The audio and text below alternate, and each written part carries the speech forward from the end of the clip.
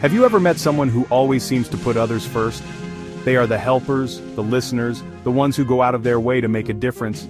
These are the givers of the world.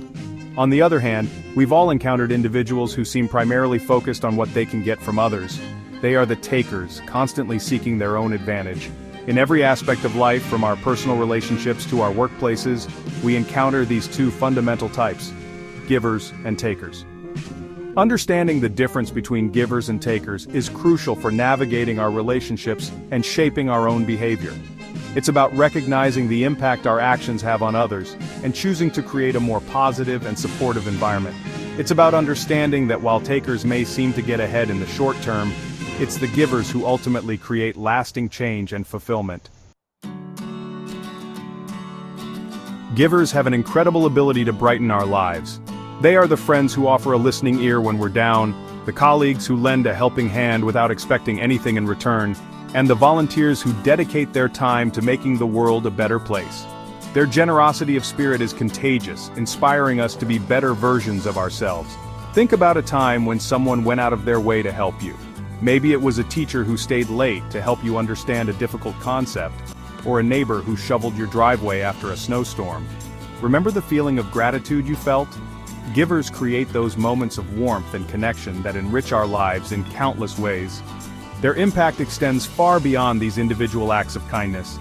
By fostering a spirit of cooperation and support, givers create a ripple effect that strengthens communities and inspires positive change. They remind us that we are all connected and that even small acts of generosity can make a big difference. In contrast to the radiant energy of givers, takers cast a shadow over our interactions. They are the friends who only call when they need something, the colleagues who take credit for others' work, and the individuals who always seem to be looking for an angle. Their constant focus on self-interest can leave us feeling drained and demoralized. Imagine working on a team project where one person consistently takes credit for the group's ideas.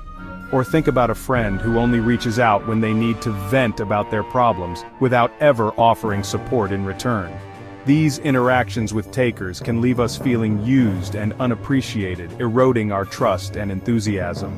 Over time, the presence of takers can create a toxic environment where people become wary of helping one another. Instead of collaboration and mutual support, there's a sense of competition and distrust. This not only impacts our individual well-being, but also hinders creativity, innovation, and overall success. While givers and takers may seem like polar opposites, it's important to remember that most people fall somewhere along a spectrum. We all have moments of both giving and taking, and our behavior can vary depending on the situation. However, by paying attention to certain patterns, we can begin to recognize the dominant tendencies in ourselves and others. One key indicator is how people approach interactions. Givers genuinely enjoy helping others and find it rewarding to contribute to the well-being of those around them. They offer their time, energy, and resources without expecting anything in return. Takers, on the other hand, are primarily motivated by self-interest. They are more likely to help if they see a direct benefit for themselves, such as gaining recognition, advancing their careers, or acquiring something they need. Another telltale sign is how they handle credit and recognition. Givers are quick to acknowledge the contributions of others and often downplay their own achievements. They are more interested in the success of the team or the individual they are helping than in taking center stage. Takers, conversely, are eager to claim credit for themselves and may even try to undermine the efforts of others to make themselves look better. Section 5. The Ripple Effect. How Giving Behaviors Shape Our World. Imagine a world where giving becomes the norm, where people prioritize the well-being of others and contribute their talents and resources for the greater good. This is not a utopian fantasy, but a tangible possibility within our reach. When we choose to embody the spirit of giving, we create a ripple effect that extends far beyond our immediate circles. Consider the impact of a single act of kindness. A smile, a helping hand, a word of encouragement. These small gestures can brighten someone's day and inspire them to pay it forward. When we approach our interactions with a mindset of generosity, we create a chain reaction of positivity that has the power to transform communities and even entire societies. In a world facing complex challenges such as climate change, social injustice, and economic inequality, the need for giving has never been greater. By embracing a spirit of collaboration, compassion, and shared responsibility, we can create a more just, sustainable, and fulfilling future for all. Section 6. Choosing to give. Cultivating a spirit of generosity. While some people may be naturally inclined towards giving, it's a quality that can be cultivated and strengthened through conscious effort. It's about making a deliberate choice to prioritize the well-being of others and to find joy in contributing to something larger than ourselves. Here are a few ways to cultivate a giving spirit. Start small. You don't have to make grand gestures to make a difference. Small acts of kindness, such as offering a compliment, lending a listening ear, or helping with a simple task, can have a significant impact on those around you.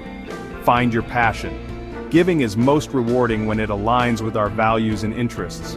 Identify causes you care about and find ways to contribute your time, skills, or resources. Whether it's volunteering at a local charity, mentoring a young person, or donating to a cause you believe in, find ways to make a difference in areas that resonate with you. Practice gratitude. Gratitude is a powerful antidote to scarcity mindset and a key ingredient in fostering generosity. Take time each day to appreciate the good things in your life, both big and small. This simple practice can shift your focus from what you lack to what you have to offer, making you more likely to give freely and generously. Section 7. The importance of balance. Giving wisely without being depleted. While giving is essential for creating a more fulfilling and meaningful life, it's equally important to find a balance between generosity and self-care. Giving to the point of exhaustion or resentment is not sustainable and can ultimately lead to burnout. To avoid this, it's crucial to set healthy boundaries and to prioritize our own well-being. One way to strike this balance is to practice discernment in our giving. We don't have to say yes to every request or feel obligated to help everyone who asks. It's okay to decline requests that drain our energy or that don't align with our values or priorities. By setting healthy boundaries, we protect our own well-being and ensure that our giving is sustainable in the long run. Another important aspect of balanced giving is to make time for activities that replenish our energy and bring us joy. Whether it's spending time in nature, pursuing a hobby, or simply relaxing with loved ones, it's essential to carve out time for ourselves to recharge and avoid burnout. Remember, we can't pour from an empty cup. By taking care of our own well-being, we ensure that we have the energy and resources to continue giving generously to others. Section 8. Reflecting on our roles. Are we givers or takers? In the grand tapestry of human interaction, we each play a role. Are we the radiant threads of generosity, weaving warmth and support into the lives of others? Or are we the takers, pulling at the fabric for our own gain, often leaving it frayed and worn? Taking the time to honestly assess our own tendencies is a crucial step towards personal growth and creating more fulfilling relationships. Do we enter interactions with a genuine desire to help, to offer support without expecting anything in return? Or do we approach relationships with a transactional mindset, constantly calculating what we can get out of the exchange? Honest self-reflection can be uncomfortable, but it's essential for identifying areas where we can grow and become more conscious contributors to the world around us. Remember, this is not about labeling ourselves as inherently good or bad. We all have the capacity for both giving and taking within us. It's about recognizing our dominant patterns and making a conscious effort to cultivate greater generosity in our interactions. By striving to be a force for good in the world, we not only enrich the lives of others, but also experience the profound joy and fulfillment that comes from living a life of purpose and meaning. Section 9. Conclusion. Embracing a giving mindset. In a world often driven by competition and self-interest, choosing to be a giver is a revolutionary act. It's about shifting our focus from what we can get to what we can give, from seeking personal gain to contributing to the well-being of others. It's about recognizing that our actions have a ripple effect, impacting not only those around us, but also the larger systems we are a part of. As we navigate the complexities of life, let us remember the power of giving.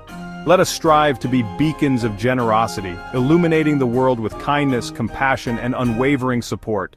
For it is in giving that we truly find ourselves experiencing the profound joy and interconnectedness that come from making a positive difference in the world. To delve deeper into the dynamics of giving and taking, be sure to subscribe to Wordsmith International Editorial.